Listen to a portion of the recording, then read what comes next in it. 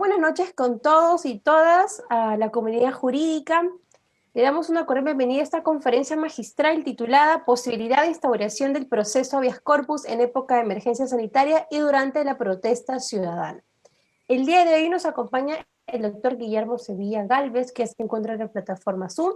Él es abogado por la Facultad de Derecho y Ciencias Políticas de la Universidad Nacional Mayor de San Marcos y es egresado de la maestría Convención en Derecho Constitucional y Derechos Humanos por la misma Casa Superior de Estudios. Es asesor jurisdiccional del Tribunal Constitucional del Perú. Miembro activo de la Asociación Peruana de Derecho Constitucional. Estudió el curso de Derechos Fundamentales y Globalización impartido en la Escuela de Verano de la Universidad Complutense de Madrid en España durante el mes de julio del 2019 y ha participado como expositor, ponente y docente en diversos certámenes académicos. Le damos una cordial bienvenida al doctor Guillermo Sevilla, que se encuentra en la plataforma Zoom, y aquí tiene, doctor, su tiempo para poder disertar su tema. Muy bien, muchas gracias, doctora Nuxia, gracias a ICJ por esta nueva oportunidad de llegar a todos ustedes. El tema que vamos a tratar de hoy es de importancia actual sobre la posibilidad de instaurar el proceso constitucional de habeas corpus, que es un instrumento procesal que sirve para restituir el derecho a la libertad personal y derechos conexos cuando estos han sido, el ejercicio de estos derechos ha sido impedido durante, no solamente en un estado normal, sino en estado de emergencia sanitaria. Vamos en la primera parte a explicar primero rápidamente en qué consiste el proceso de habeas corpus, algunos conceptos, algunas reglas, alguna tramitación. Luego vamos a hablar en casos prácticos cómo se podría instaurar durante el estado de emergencia sanitaria. Muy bien. El habeas corpus está enmarcado dentro de los que se denominan procesos constitucionales de la libertad.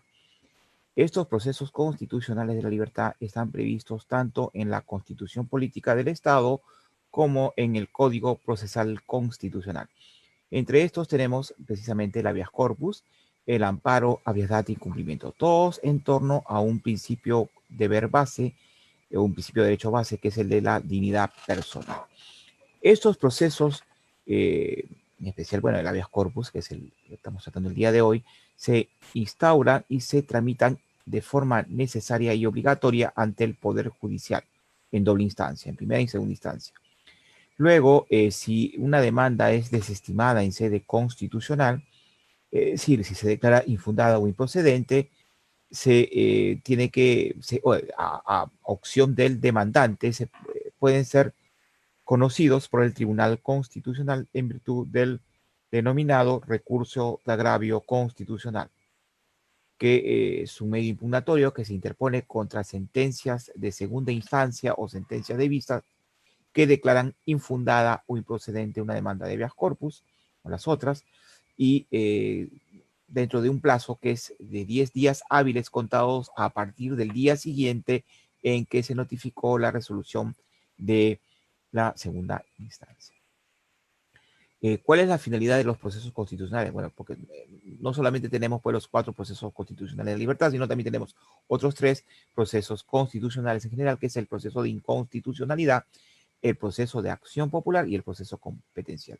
Y la finalidad de estos ya 7 procesos constitucionales es asegurar el funcionamiento adecuado del orden constitucional y la vigencia efectiva de los derechos constitucionales o derechos fundamentales. Es decir, que tiene 2 finalidades esenciales.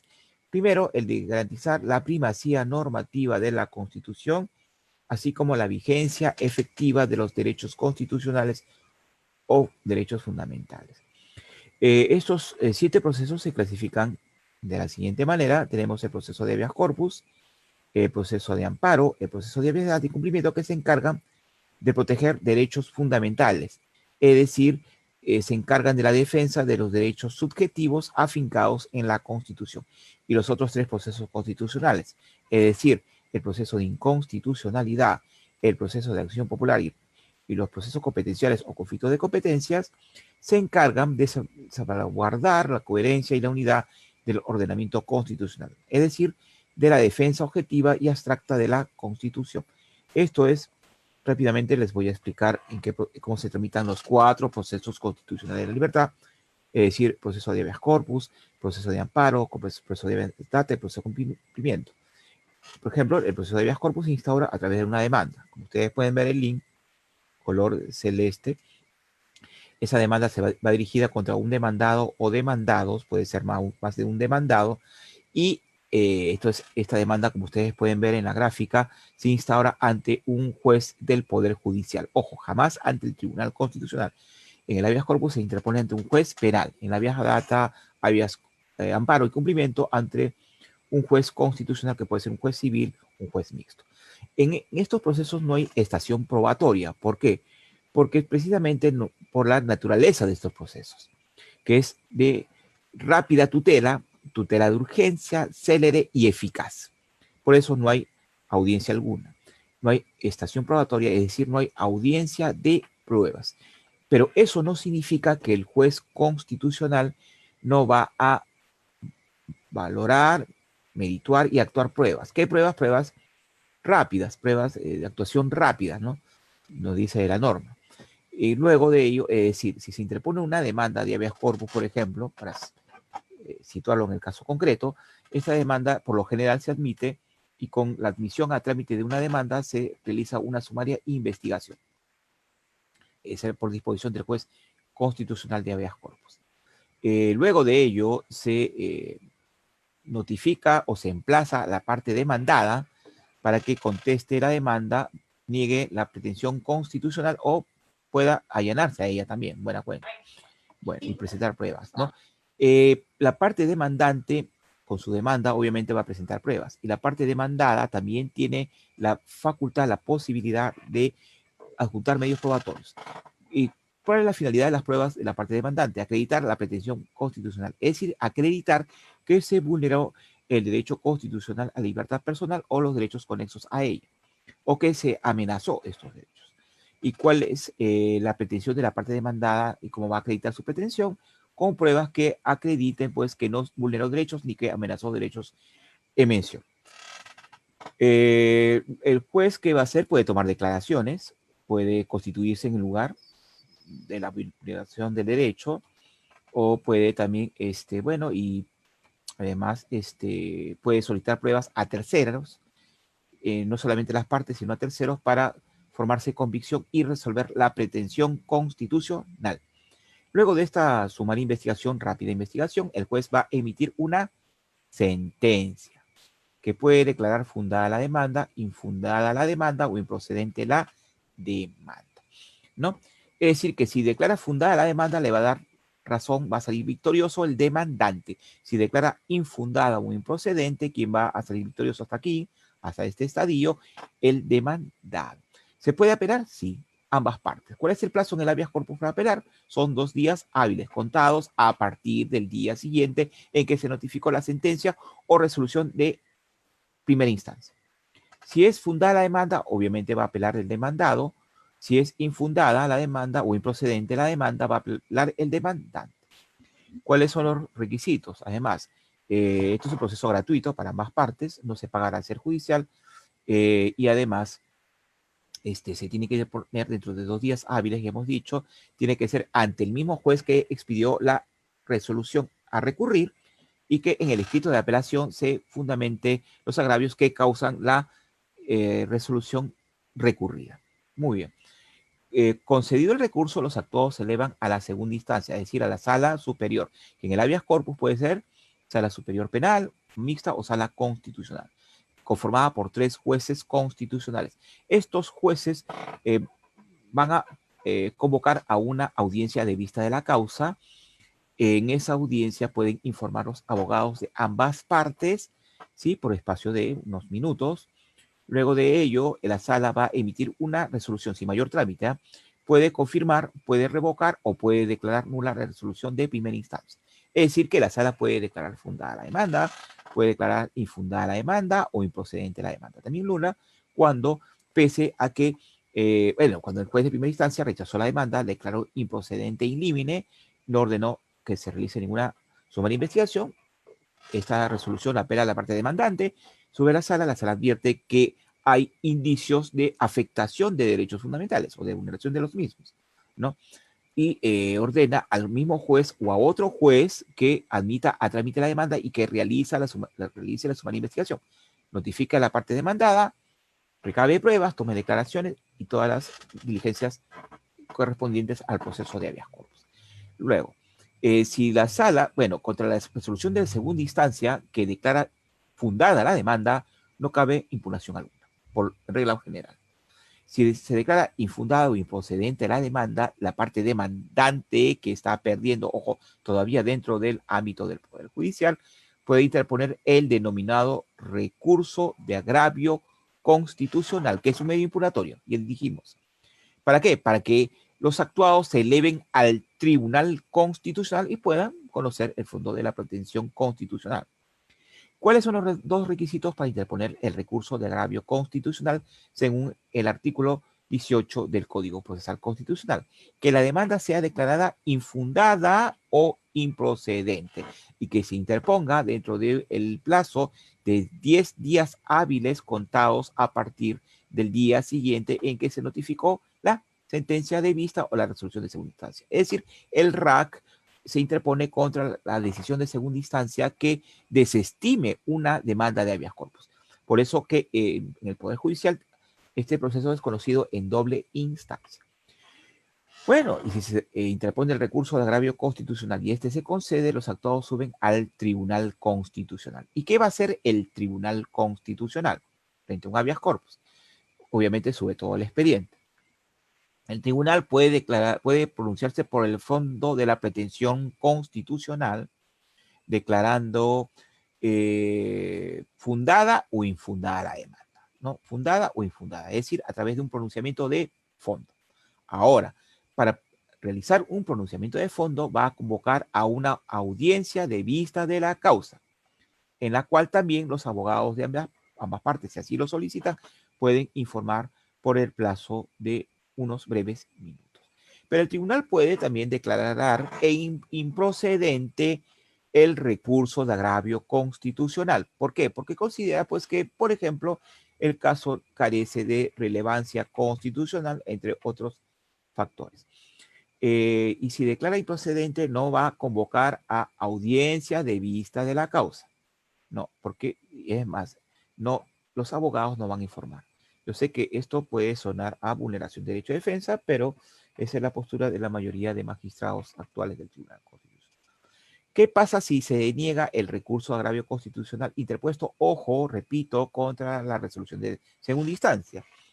Se puede interponer una queja por denegatoria del recurso de agravio constitucional ante, no la sala, sino ante el Tribunal Constitucional. Si el Tribunal Constitucional declara fundada la queja, le ordena a la sala que le remita a todos los actuados a su sede para que se realice el pronunciamiento correspondiente. Ojo, cuando se interpone la queja solamente sobre un cuadernillo con unos actuados. Si el tribunal declara fundada la queja, le ordena a la sala que conceda el recurso de agravio constitucional y que debe todo el expediente al Tribunal Constitucional. ¿Qué cabe contra lo resuelto por el Tribunal Constitucional? No cabe impugnación alguna. No se olviden que el Tribunal Constitucional es un órgano de cierre de la Judicatura Constitucional peruana. ¿Sí? Entonces, si el tribunal declara fundada o infundada la demanda, no hay nada que hacer. No, por más recursos que se interpongan, nulidad, reposición, no va a cambiar el sentido de fallo. A lo mucho se puede interponer un pedido de aclaración. No recurso, no un medio impugnatorio, sino un pedido para que se corrija algún error material, como por ejemplo fechas, nombres o algunos otros datos formales. No va a cambiar el sentido del fallo. Contra la resolución que declara improcedente la sentencia interlocutoria, que es la que resuelve la improcedencia del RAC, no cabe impugnación alguna, tal vez algún pedido de aclaración. Muy bien, estos aspectos del trámite. Sobre el habeas corpus, ¿qué podemos decir? Que el Código Procesal Constitucional peruano tiene ahora actualmente una concepción amplia y no restrictiva. Ya no es solamente un remedio para la defensa de la libertad física o ambulatoria, sino como un instrumento de derechos conexos a esta libertad personal. Lo vamos a explicar. Esta institución tiene un origen inglés, es británica, y servía pues para que aquel ciudadano que era una especie de deudor tributario, sea encarcelado, pueda solicitar se le restituya su libertad. En esa época, estamos hablando hace varios siglos atrás, el monarca, que era a la vez monarca y juez, ordenaba la detención de un deudor tributario. Entonces, esa persona no tenía otro instrumento en esos momentos que la interposición del habeas corpus para lograr obtener o que se le restituya su libertad ambulatoria, ¿no? Ahora, ya no, el habeas corpus sirve solamente para restituir la libertad de aquella persona que haya sido arrestada o privada de su libertad injustamente, sino para otras situaciones que son conexas a la libertad personal. Vamos a decir algunas de es decir, pues sirve para tutelar otros derechos conexos a la libertad personal, tales como el derecho a la vida, el derecho a la integridad, a la verdad en materia de desapariciones forzadas o a la protección contra la tortura u otros tratos o penas crueles, inhumanos y degradantes, incluso para defender la salud de las personas que se encuentran en establecimientos médicos, en especial aquellos que sufren problemas mentales. Y quiero que pongan atención en esto porque vamos a explicarlo o va a servir para entender mejor los ejemplos que vamos a indicar. Muy bien. Según el artículo 200, inciso 1 de la Constitución eh, actual, el habeas corpus, acción de habeas corpus, mal llamada acción de habeas corpus, ojo, se la roca incurren incluso los periodistas, bueno, ellos no son legos, no son abogados, jueces, porque bueno, lamentablemente esa es la denominación que le dio la Constitución. En realidad es un proceso de habeas corpus. Ojo, es proceso de habeas corpus, proceso de amparo, proceso de cumplimiento, proceso de habeas data. Jamás un abogado debe decir acción de habeas corpus. Está mal dicho, en el Perú al menos. A ver, la acción es la interposición de la demanda. Se agota con la interposición. Acciono ante el Poder Judicial. Acciono presentando una pretensión constitucional. Pero cuando esta demanda se admite, ¿en qué se convierte? En proceso de habeas corpus. Oh, muy bien. Entonces diríamos, en mejores términos, que el proceso de habeas corpus procede ante el hecho u omisión. Una actuación o ante una actuación positiva o una omisión. ¿Por parte de quién? De cualquier autoridad funcionaria. Pero no solamente de ellos, cualquier funcionario. Puede ser jueces, policías, entre otros. Pero cualquier persona natural o jurídica, ojo, cualquiera de nosotros puede vulnerar derechos fundamentales tutelados por el habeas corpus, es decir, podemos vulnerar el derecho a la libertad personal y derechos conexos. Es decir, contra cualquier autoridad, funcionario o persona natural o jurídica de derecho público o privado que vulnere o amenace la libertad personal, está mal dicho individual, es personal y derecho conexo. ¿Por qué personal? Porque la personal es la detención propiamente dicha. Libertad personal y la libertad individual son aquellos derechos conexos que no significan privación de libertad. Ahí también hay otro error en la Constitución. ¿Y qué otros derechos pueden ser? Por ejemplo, revisemos, les aconsejo que revisen para tal efecto, porque es una conferencia, una pincelada del tema, porque obviamente este es materia de un curso más amplio. Pero diremos que revise pues el artículo 25 del Código Procesal Constitucional para ver qué derechos son materia de protección a través de habeas corpus. Tenemos algunos. Procede hasta la restricción de libertad de tránsito de nacionales y extranjeros. Por ejemplo, bueno, con la pandemia, con la emergencia sanitaria, se han restringido unos derechos, se están reponiendo otros. Por ejemplo, no olvidemos que se restringió los viajes hacia el interior del país y del interior a la capital, también los viajes hacia el exterior y del exterior al interior del país. Ahora se están liberando esto, se está levantando.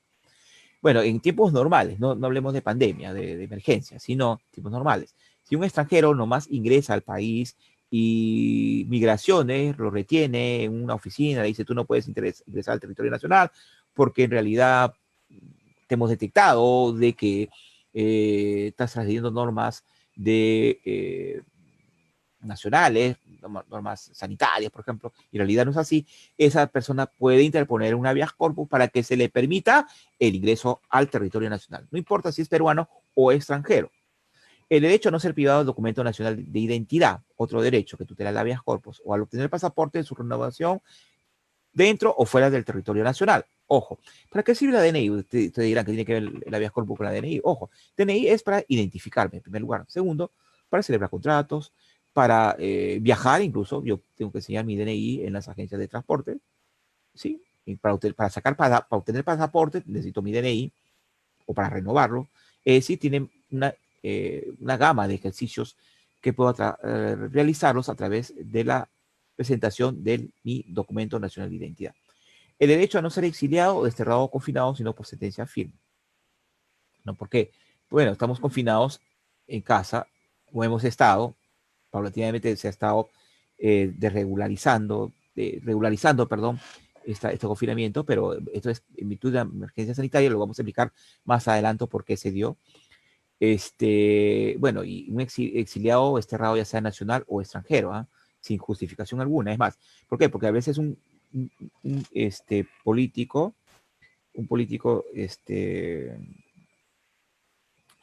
eh, un partido político que esté en el gobierno puede exiliar a un connacional, a un compatriota, porque es opositor político, por motivos políticos. Entonces eso también ese exilio puede ser impedido a través de un habeas corpus. El derecho a contar con un abogado defensor de libre elección desde que la persona es citada en la comisaría. No importa, aunque no esté detenido, ¿eh? Tiene derecho desde que es citada para que defienda sus derechos, desde que es citada también a fiscalía y juzgado, ¿no? En una eventual investigación. Estamos hablando de investigaciones penales. A ver, si es quechua hablante, chipivo conivo, extranjero y no entiende casi nada o nada de español, también tiene derecho a contar con un traductor intérprete. Además, el derecho de defensa principalmente se ejerce por uno mismo. El derecho a decidir voluntariamente restar el servicio militar. Se acabaron las levas, nos acordamos de antes, las levas, es decir, capturar jóvenes para que presten el servicio militar a la patria. Bueno, eso no está en discusión, el hecho de servir a la patria, ¿no? Lo que está en discusión es el hecho de que no se le puede a alguien, a un joven, a un adolescente, prestar el servicio militar si no lo desea. ¿Por qué? Porque obviamente ese joven tiene, digamos, una perspectiva de vida distinta, digamos, quiere trabajar para mantener a su familia, quiere estudiar, o es el sostén ya de su familia, o por convicciones religiosas, políticas, ideológicas, no creen a las armas, a la violencia, y nadie lo puede obligar a prestar servicio militar. Esto guarda relación con el derecho de objeción de conciencia que nuestra Constitución no lo contiene. Sí lo contiene el artículo 25 del Código Procesal Constitucional. El derecho a no ser objeto de vigilancia domiciliaria o a seguimiento policial arbitrarios o justificados, entre otros. Por ejemplo, yo no tengo derecho, nadie tiene derecho a vigilarme, a tomarme fotografías de un carro con lunas polarizadas cuando salgo o ingreso a mi domicilio, porque eso puede representar una amenaza. No se me ha detenido, ojo, en alguna de estas circunstancias no se detiene, se retiene, no se detiene o se persigue a alguien, pero no, no estoy detenido, pero se cierne una amenaza que pueda detenerme o a pasar algo peor contra mi integridad personal. Muy bien. Existen tres grandes supuestos de procedencia del habeas corpus, por violación o amenaza de violación de un derecho fundamental a la libertad personal o derechos conexos, hemos hablado de algunos de ellos, contra actos provenientes de normas básicamente autoaplicativas, puede ser leyes o normas con rango de ley, puede ser aplicación de estas, aplicación también del Código Penal o del Código de Procedimientos Penales o del nuevo Código Procesal Penal. Y contra resoluciones judiciales. La mayor parte de habeas corpus es contra resoluciones judiciales.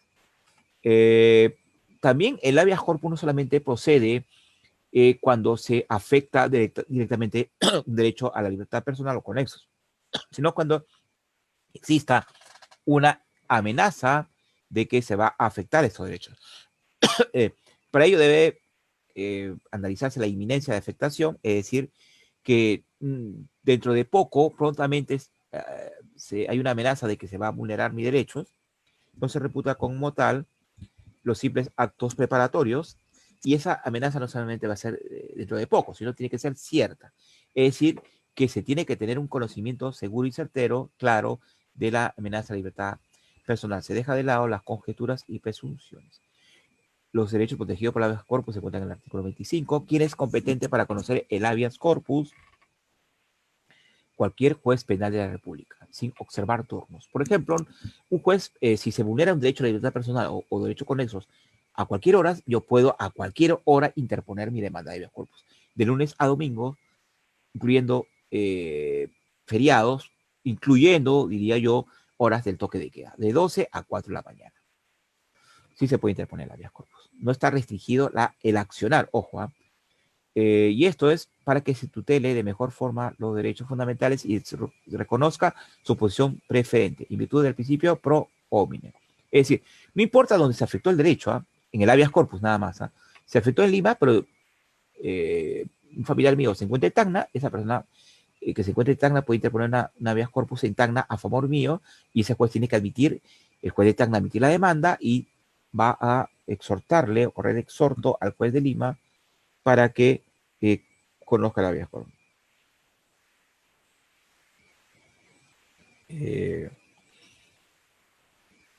Luego, ¿quién puede interponer la demanda de habeas corpus? La demanda de habeas corpus puede interponerla el mismo afectado, el mismo agraviado en sus derechos, o que sufra la amenaza de afectación de sus derechos, o alguien en su favor. Puede ser su abogado, su esposa, su padre, sus hijos, su amigo, su colega, compañero de curso de ICJ, cualquiera. No interesa que sea abogado, ojo. No se requiere tampoco poder de representación alguna, ¿no? En el amparo, en los demás procesos sí, como en los procesos ordinarios. Acá no, ni siquiera poder por acta. Es decir, alguien puede interponer la demanda en favor de otra persona sin necesidad de que le otorgue alguna representación. ¿Y cómo se redacta la demanda? La demanda puede ser por escrito o verbalmente. Puede ser por computadora, máquina de escribir, manuscrito, en cualquier soporte, cualquier papel. Y si es verbal, ¿cómo? Puede ser alguien en mi favor, y te ponga la demanda, acuda al juez penal, por ejemplo, a la 1 de la madrugada, y te pone la demanda, y ese juez penal tiene la obligación de escucharlo, de tomarle su declaración, su cita de declaración, ¿no? Su cita de declaración de los hechos, sin necesidad del formato de demanda típico, y el juez tiene la obligación de levantar un acta, donde firma quién, el juez, su secretario y el demandante. Muy bien. ¿Se puede interponer por correo? Sí. A través de los medios de comunicación, perdón, medios electrónicos de comunicación, u otro idóneo, sí. Están de moda, están, ¿no? Facebook, WhatsApp, entre otros, ¿no? Twitter, etcétera. Si son idóneos, sí es posible interponerse la demanda a través de ellos. Ahora, en el caso, hemos dicho, la demanda verbal, el juez tiene la obligación de levantar un acta. Muy bien. ¿Es necesaria la firma de abogado? No es necesaria. ¿Es recomendable? Sí. No es necesaria. Una demanda se puede interponer a través de una persona cualquiera sin firma de abogado. ¿Por qué? Porque en juego está el derecho a la libertad personal, que es un derecho tan importante, tan urgente, y pueda que no se pueda contratar la servicio de un abogado, se requiera la restitución rapidísima, celerísima del derecho a la libertad personal de una persona que está injustamente detenida, donde no se puede contratar abogado, ya sea por la premura del tiempo, por motivos económicos, pero sí se puede interponer la demanda. ¿Cuál es el contenido de la sentencia? Entre otros, que ustedes se los dejo, acá, que si la demanda de habeas corpus es declarada fundada, se debe reponer de forma inmediata en la libertad de una persona que ha sido arbitrariamente privada de ella, ¿no? Muy bien. O que, entre otros factores, ¿no? ¿Cuáles son los tipos de habeas corpus? Los más conocidos. El habeas corpus reparador, restringido, correctivo, preventivo, traslativo, instructivo, innovativo, conexo y excepcional. ¿En qué consiste el habeas corpus reparador? Vamos a poner unos ejemplos brevísimos, ¿ya? Es el clásico o tradicional o inicial, ¿no? Es decir, sirve para obtener la libertad de una persona que ha sido injusta y arbitrariamente detenida, ya sea por orden policial, en flagrancia, por ejemplo, o no existe flagrancia, sino que hubo una detención arbitraria, por negligencia, por mandato judicial, inmotivado a través de una resolución, prisión preventiva, sentencia condenatoria, que tenga la calidad de firme, ojo, que se haya apelado contra ella. Puede ser también por negligencia penitenciaria del director del penal, no quiere soltar, no quiere dejar libre a una persona que ya cumplió su pena, lo demora horas, días, porque por represalia de alguna situación que causó este interno, y se puede interponer un habeas corpus para que se ordene su inmediata libertad, porque ya el juez de ejecución penal lo ordenó. También por ocasión de la detención o la conducción compulsiva ordenada por el Ministerio Público en el marco del nuevo Código Procesal Penal, artículo 66 del nuevo Código Procesal Penal, ¿no? Entonces, ese tipo de habeas corpus. Para verificar la validez de una detención hay que ver si fue por mandato judicial o fiscal motivado o inmotivado, justificado, o por fragancia delictiva. Habeas corpus restringido, otro tipo de habeas corpus, ¿no? Es cuando se emplea cuando la libertad física o de locomoción es objeto de molestias, obstáculos o perturbaciones, incomodidades. Aquí, en menor grado, se afecta la libertad personal. Aquí no estamos hablando de detención, sino cuando se prohíbe el acceso o circulación de determinados lugares de alguna persona, seguimientos perturbadores carentes de fundamento legal o provenientes de órdenes dictadas por autoridades incompetentes, las reiteradas injustificadas citaciones policiales, las continuas retenciones por control migratorio o vigilancia domiciliaria arbitraria directa. Por ejemplo, si alguien, el ejemplo que yo puse, me toma fotografías, me filma, un carro todos los días, por unas probabilidades, cuando yo salgo y entro de mi domicilio, aquí no hay una detención, pero se causa temor, me causa inquietud, que puede detenerme o puede afectar mi integridad personal. Entonces, te pongo ese habeas corpus para que cesen esa vigilancia justificada, ¿no?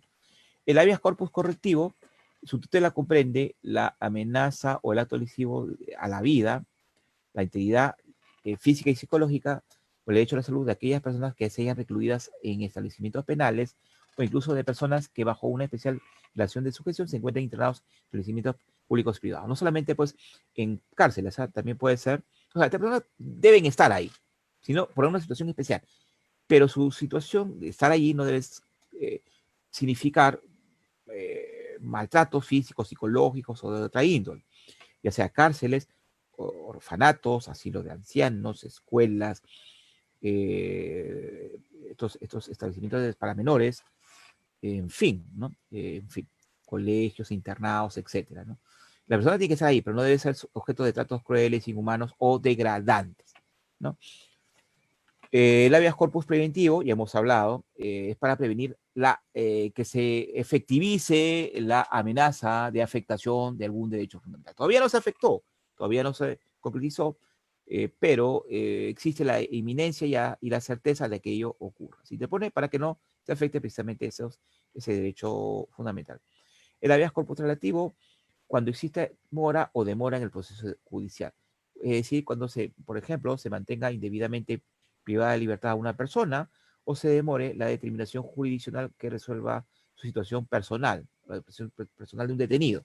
Tiene que ver con plazos razonables. Por ejemplo, un proceso judicial que se demore demasiado, un proceso que no debería, injustificadamente se demore, por ejemplo, uno de estafa, donde se demore 10 años, imagínense ustedes, ¿no? Donde hay solamente un bien materia de la estafa, que es digamos, una casa, y hay un inculpado, un agraviado, no hay mayor caudal probatorio que actuar, y se demora demasiado, ¿no? Después se demora en acumule y desacumule el proceso, por ejemplo, o se demora en tramitarlo el mismo, en las impugnaciones, en las pruebas, etcétera. El procesado que está siendo investigado acá, esa situación le causa primero perjuicio económico, tiene que gastar con abogado, pagar abogado, tiempo, dinero, sufrimientos, entonces interpone la habeas corpus para que se defina de una vez su situación jurídica, ¿no? Contra el juez. Ahora, se declara fundado y se determinó que es la negligencia del juez, fundada la demanda, se le ordena que se pronuncie inmediatamente, ¿no? Cosa distinta, pues es un proceso de lavado de activos, donde hay caudal probatorio inmenso, más de 10 inculpados, más de 10 agraviados, digamos, que actuar, valorar muchas pruebas, en fin, la ampliación de los plazos es justificada. El habeas corpus instructivo sirve para encontrar el paradero de una persona detenida desaparecida. Tiene que ver mucho con el derecho a la verdad. En la época del terrorismo, ¿no? Hay un caso, Villegas Namuche, muy conocido, joven desapareció, capturado por las fuerzas del orden, nunca apareció en realidad, sus familiares interpusieron el habeas corpus para encontrarlo con vida. Si no es posible encontrarlo con vida, encontrar sus restos para darle sepultura, además que se investiga a los responsables y se les sancione, que esto nunca más se vuelva a repetir en el país, porque las sentencias constitucionales son pedagógicas, ojo, Muy bien. El habeas corpus innovativo sirve que pese a haber cesado la amenaza de violación de libertad personal, se solicita la intervención jurisdiccional con el objeto de que tales situaciones no se repitan en el futuro en el especial caso del accionante. Es decir, se consumó la afectación del derecho, pero hay casos, o sea, por lo general, cuando se consumó la afectación, se tornó irreparable la restitución de este derecho, las demandas se declaran improcedentes, ya no hay nada que restituir. Pero hay casos especialísimos que permitirían, digamos, el declarar fundada para que esto no se vuelva a repetir, en especial en agravio del propio demandante. Hay un caso, y yo recuerdo, por ejemplo, en Chachapoyas. La municipalidad cerró un local comercial porque incumplía normas administrativas. Se constituye personal de la municipalidad, clausura el local, lo cierra con unos bloques y no se había percatado que en el lugar había quedado una madre y un menor, que no tenía nada que ver con el asunto. ¿Eh? Además, era injustificado tenerlos retenidos. Si depuso la demanda, el juez constitucional de habeas corpus, el juez penal, se constituye, porque el juez tiene la facultad, ojo, en los habeas corpus, cuando hay detenciones o retenciones, constituirse en el lugar y verificar si esa retención o detención es injustificada, y ordenó, en el caso, que se deserrajara el inmueble, que se abriera, salga la madre y el menor. Declaró fundada la demanda, en segunda instancia improcedente la demanda porque ya no había nada que restituir, llega al Tribunal Constitucional en virtud de qué? Del recurso de agravio constitucional, y el tribunal dice, bueno, fundar la demanda para que esto no se vuelva a repetir en el especial caso de los demandantes, además, o de los favorecidos en este caso, ¿no? Además, el juez era el que había ordenado la restitución, ¿no? No la municipalidad demandada. Sin embargo, el tribunal dejó sentado en esa sentencia que sí, que no se cuestionaba la labor de la municipalidad, labores de cierre por temas administrativos. El habeas corpus conexo procede, o sea, el tutti frutti, procede ante la amenaza de violación de los derechos constitucionales conexos a la libertad personal, ¿no? Aquí ya no se habla de privación, restricción de libertad, sino que hay otros derechos con eso. Lo que no cabe en los demás supuestos, sí, cabe en este tipo de habeas corpus. Y el último, el habeas corpus excepcional, que tiene que ver mucho con el estado de emergencia sanitaria actual, sirve para interdictar posibles daños a la libertad durante el estado de excepción, ¿no? El objeto de protección de este tipo de habeas corpus es controlar que las restricciones de los derechos fundamentales se han realizado bajo los marcos de la razonabilidad y proporcionalidad. Y a colación de ello, restricción de derechos fundamentales durante el estado de emergencia sanitaria. El artículo 137, esta es la segunda parte de la exposición, nos habla, de la Constitución nos habla de que el presidente de la República, con el acuerdo del Consejo de Ministros, puede declarar los estados de excepción, que contemplan a su vez el estado de sitio y el estado de emergencia. Rápidamente, ¿qué consiste el estado de sitio? Que no estamos actualmente. Es cuando se produce guerra interna, guerra civil interna o invasión externa, o que existe amenaza de que estas situaciones se van a producir. Durante el estado de sitio no se suspenden ni restringen derechos fundamentales. Y el estado de emergencia se da por tres situaciones que pongan en peligro a la nación y a sus habitantes. Primero, emergencia por desastres naturales. Se declaró, recuerdan ustedes, cuando hubo el fenómeno del Niño, el estado de emergencia por desastres naturales, son declaración de estos estados, son temporales, renovables, y para conjurar, ¿no? Para restaurar, ¿no? Los daños que había ocasionado el fenómeno del Niño, sobre todo en la parte de la costa de nuestro país. Después existe el estado de emergencia por seguridad ciudadana. Esto se da cuando existe, pues, digamos, terrorismo, hubo en el pasado, hace varios años, sobre todo en la sierra de nuestro país, Ayacucho entre estas regiones, y recientemente en el Callao por la delincuencia, ¿no? Se enfrentaban bandas, hubo sicariatos, muertes. Entonces el gobierno dispuso la declaración de estado de emergencia por seguridad ciudadana. Y el estado de emergencia sanitaria, como el que estamos pasando ahora por el COVID-19. Rápidamente corremos. Durante el estado de emergencia, virtud pues de un decreto supremo como el 044-2020 PCM, es decir, 2020-2020, el gobierno puede disponer la restricción de derechos fundamentales para como en este caso del COVID-19, para combatir, para restringir, para mitigar los efectos, los contagios del COVID-19, SARS-CoV-2 o coronavirus, como ustedes lo quieran denominar. Muy bien. Y durante este estado de emergencia sanitaria, los derechos que pueden ser restringidos, no suspendidos, a mi entender, hay un error en la Constitución, aunque la Constitución indique restricción y suspensión, yo diría que restricción porque bajo la suspensión significaría que los derechos desaparecen, y los derechos no desaparecen, se mantienen en su forma básica. Si no es, eso no es que los derechos ya hayan desaparecido, sí los conservamos, algunos de nuestros derechos, vamos a explicarlos cómo. Entonces, y se restringen, ¿qué derechos? Son 5 derechos los que se restringen para favorecer a otros. El primero, el derecho a la libertad y seguridad personales, a la reunión, la libertad de reunión, libertad de tránsito y la inviolabilidad de domicilio, ¿no? ¿Y quién se va a encargar de esto? ¿Quién va a controlar? Las Fuerzas Armadas y la Fuerza Policial, ¿no? Es decir, va a encargar de que sea efectiva la declaración de estado de emergencia. Muy bien. Estos derechos están consagrados en la Constitución, sí. ¿En dónde? En los incisos 9, 11 y 12 del artículo 2 y en el inciso 24, apartado F, del artículo 2 de la Constitución Política del Perú. Muy bien. Entonces se restringen. ¿Pero estos derechos se restringen arbitrariamente? No. Se restringen porque en aras de privilegiar, de favorecer otros derechos.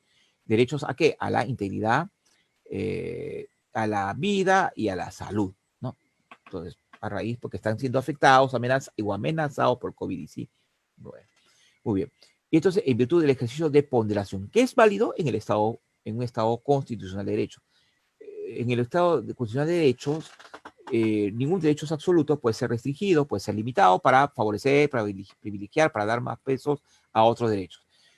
Repito, se restringió derechos a la libertad y seguridad personales, a la libertad de reunión, libertad de tránsito y inviolabilidad de domicilio para privilegiar derecho a la integridad, a la salud y a la vida. Muy bien. ¿Hay consenso de los políticos? Al parecer sí. La mayoría de ciudadanos sí, no hay ningún problema. Entonces, en virtud de ello, ¿qué sucedió? Como todos sabemos, se declaró el distanciamiento, el confinamiento, el toque de queda, ya no entro en detalles porque ustedes ya lo conocen, el distanciamiento social, etcétera.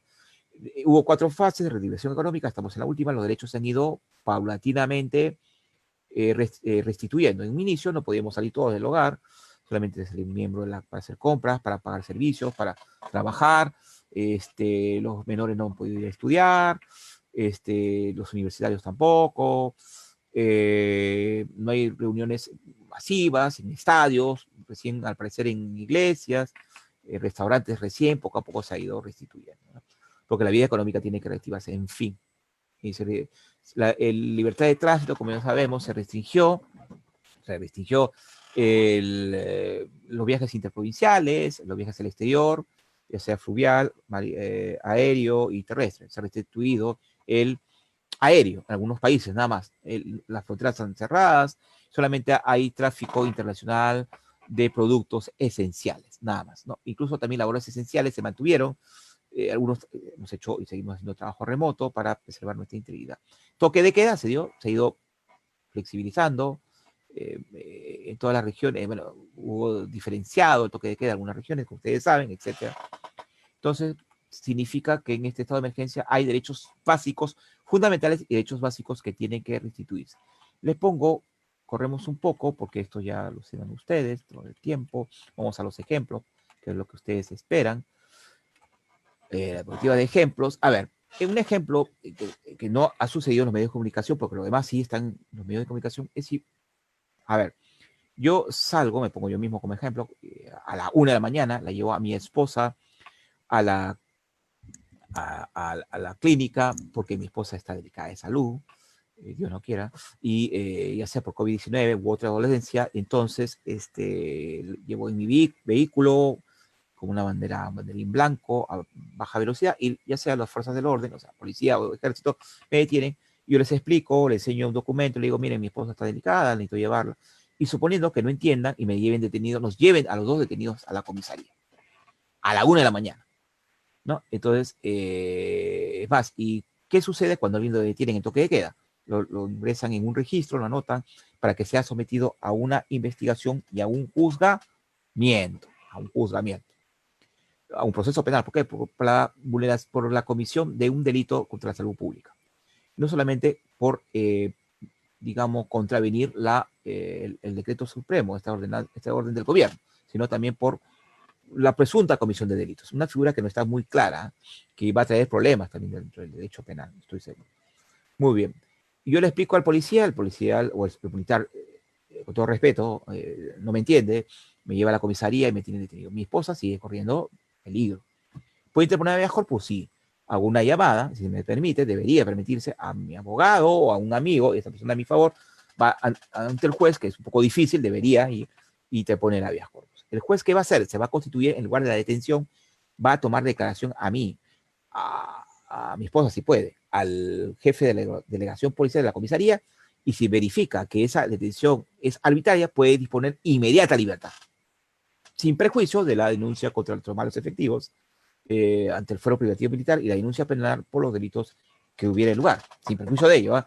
Y entonces está poniendo a salvo a mi esposa y nos está restituyendo nuestra libertad personal. Entonces, no es que en el estado de emergencia desaparezcan los derechos, se hagan polvo, no, sino que hay la posibilidad cuando se transgreden en su base mínima, cuando se afecten en su base mínima. Muy bien, ya saben. Ahora, la demanda puede interponerla un abogado o cualquier persona a mi favor, sí, ya saben. No es necesario redactarla por la premura.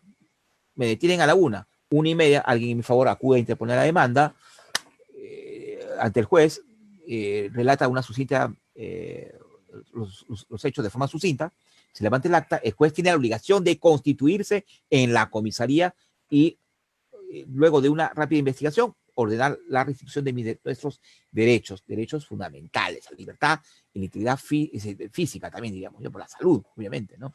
Entonces, esta es una excepción dentro de la excepción, dentro del estado de excepción.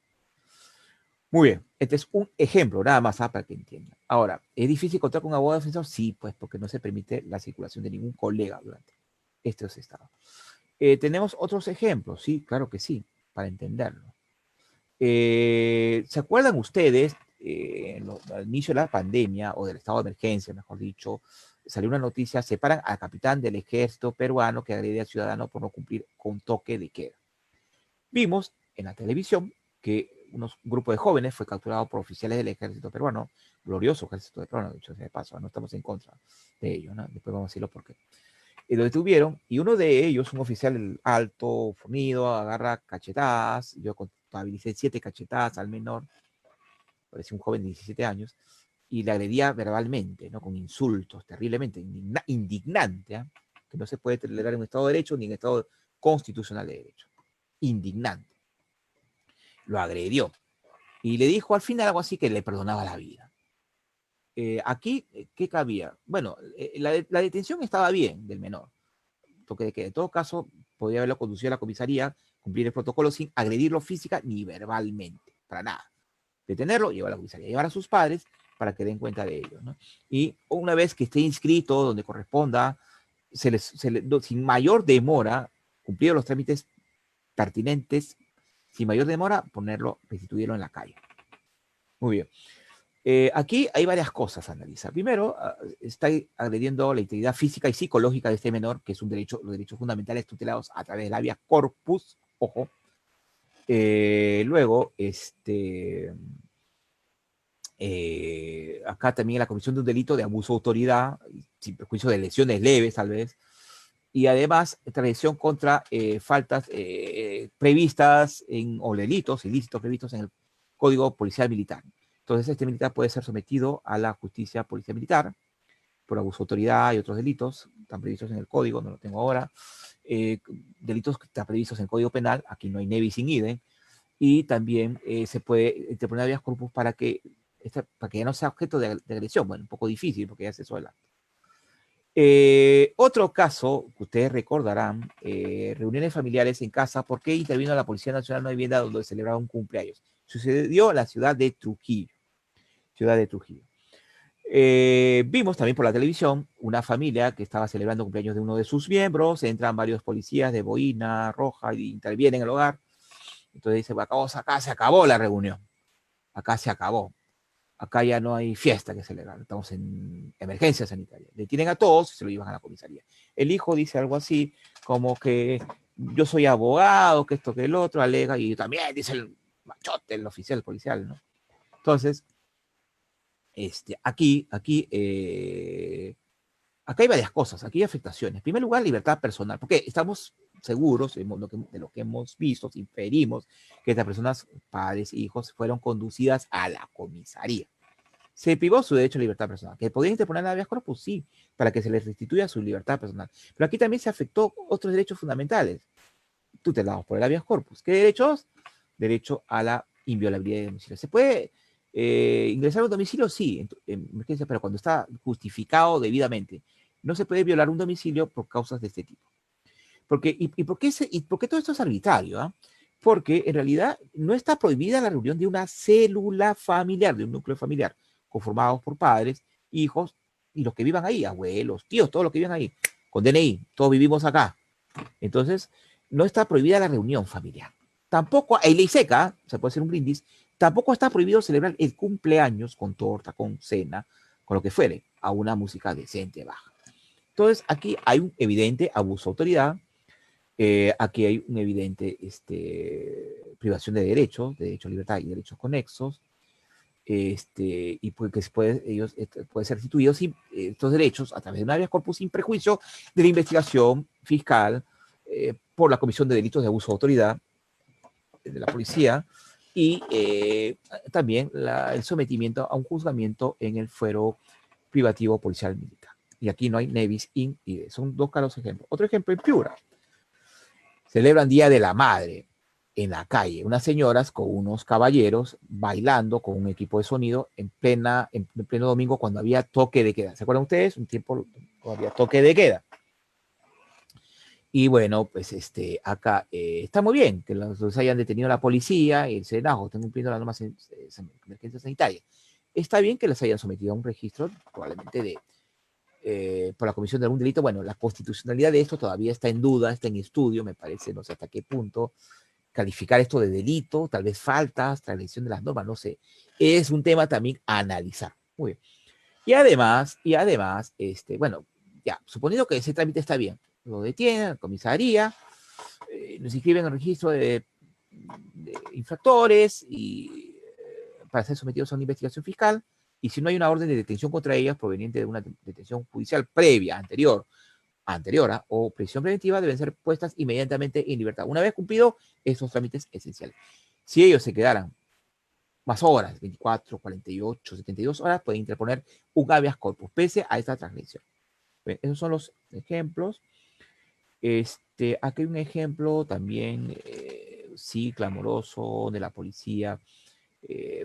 Policías, atrapan a policías, capturan a policías que estaban celebrando una reunión con música en Piscoa, música, trago, etcétera, bien detenidos porque están transgrediendo las normas de aislamiento, de confinamiento y sometidos, probablemente los han destituido y sometidos a un proceso penal, policial militar sin perjuicio de lo penal. Aquí sí parecería que no hay transgresión.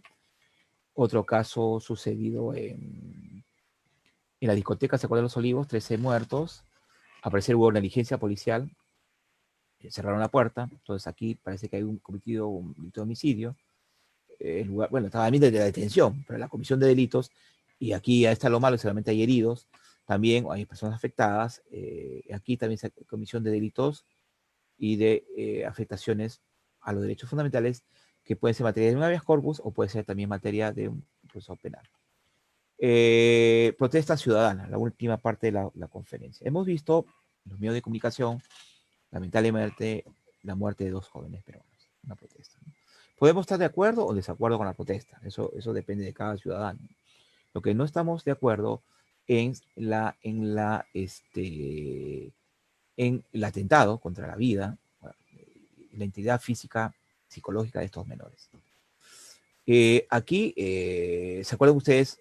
Todo un problema político, asumió el presidente Sagasti y el pleno discurso del presidente de Asunción, del mando, el último de los chicos que había sido detenido, es liberado. ¿No? Han estado presos probablemente más de 3 días, ¿no? 4 días. La detención por la comisión de algún delito es no más de 48 horas, según la Constitución. Se modificó de 24 a 48. 48 horas para que la policía realice una sumaria investigación, haga las pesquisas iniciales, luego ponga en conocimiento del Ministerio Público todo ello. Y dentro de las 48 horas, la policía tiene que determinar la situación jurídica de estos menores, ya sea poniendo a disposición de la fiscalía o del juzgado correspondiente, o si, y para que ellos determinen si van a llevar el proceso con comparecencia o con prisión preventiva o detención preliminar, dependiendo de lo que han causado. Ojo, pero no puede tener más de 48 horas sin que haber realizado una investigación, sin haberlo puesto a disposición de las autoridades y o en todo caso ponerlos en libertad, si no hay nada, ¿no? Entonces, aquí hay un tema que estoy seguro que se interpusieron habeas corpus, sí se ha puesto, una asociación de defensa de derechos humanos lo hizo, no sé si, no sabemos, no tenemos conocimiento de si surtió de efecto, pero cabía perfectamente. Nadie puede estar más de 48 horas detenidos, salvo que se haya cometido delitos por bandas, o tráfico ilícito de drogas, lavado de activos o terrorismo. 15 días, ¿no? Para ello. Entonces, aquí hay transgresión del derecho a la libertad personal. Lamentablemente, esa es la práctica policial. Incluso esos jóvenes estuvieron por desaparecidos. ¿Eh? Felizmente aparecieron todos. Muchos en mal estado de situación, y tengo entendido que los maltrataron verbalmente en la policía. Le dijeron que eran pues terroristas, que esto, que trataban hombres y mujeres. Incluso algunos de ellos denuncian que lo tuvieron varios días sin comer. Una serie de afectaciones de derechos acá. La habeas corpus perfectamente, porque en un Estado de derecho y de derecho constitucional no se puede permitir estos abusos, estos atropellos de ninguna clase por la autoridad, bajo cualquier pretexto. Además, si estos habeas corpus, incluso ya, el derecho se tornó irreparable, es decir, la persona estuvo 4 días presa y salió. Igual, ya se comió, como dicen coloquialmente, sus 4 días en cana, dicen los penalistas. Sin embargo, yo considero que para que estos hechos no se vuelvan a repetir, se debe declarar fundada la demanda para que no se vuelva a repetir, porque las sentencias constitucionales son pedagógicas, ¿no? ¿No? Pedagógica. Entonces, estos, lamentablemente, parece que esas malas praxis todavía, y ojalá que ya eso se termine, esa mala praxis aún continúan en nuestro país, detenciones excesivas, ¿no? Entonces, el estado de emergencia no es carta blanca para las autoridades, para que hagan lo que les venga en gana, no es desaparición de derechos, los derechos se mantienen en sus formas físicas, ojo, durante el proceso ciudadano, algunos dicen, bueno, se rompió las normas de confinamiento, pues, de aislamiento, todo el mundo se juntó, sí, pues, pero habría que ponderar la legitimidad de la protesta ciudadana y que permita, digamos, transgredir esas normas. Y ahora van a los miles que han salido a las calles, lo van a denunciar por delito, entonces eso como que la figura penal está medio tirada de los cabellos, no sé si en un estado constitucional se puede esto configurar algún delito, eso ya lo habríamos que analizar más adelante. Ojo, no estamos en contra de la labor heroica, patriótica de la mayoría de policías y soldados, ojo, hay que decirlo también, que están ofrendando sus vidas, han muerto muchos, sus familiares también se han contagiado y han muerto, sino de esos malos policías y soldados o militares que transgreden normas y que vulneran derechos fundamentales, ¿no? Hasta aquí, mi estimada Nuxia, no sé si tenemos preguntas de repente para que nos realicen en estos últimos finales de la conferencia del día de hoy. Agradezco por su gentil atención.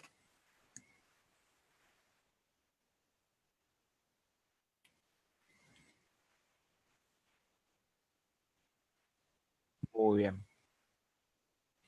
Muy bien, entonces, como ustedes ya saben, hemos hablado del habeas corpus, en qué consiste la tramitación del habeas corpus, los conceptos, los tipos de habeas corpus, y que este proceso constitucional sigue vigente, ojo, como instrumento de restitución de derechos fundamentales durante el estado de emergencia sanitaria.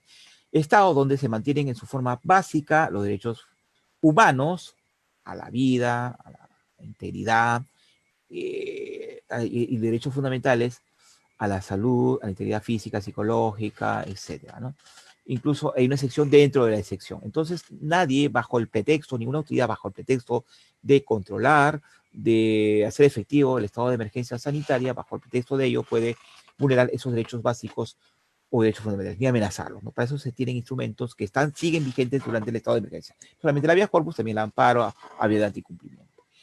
Ya saben ustedes con los ejemplos que hemos dado. Finalmente, también diríamos que durante el estado de emergencia sanitario no es una carta blanca para que hagan un abuso de autoridad, para que Los derechos no desaparecen, se mantienen en su forma básica. ¿Se restringen? Sí, ¿no? En virtud de un mandato constitucional, es válido, pero no se pueden transgredir más allá de lo básico, del núcleo duro.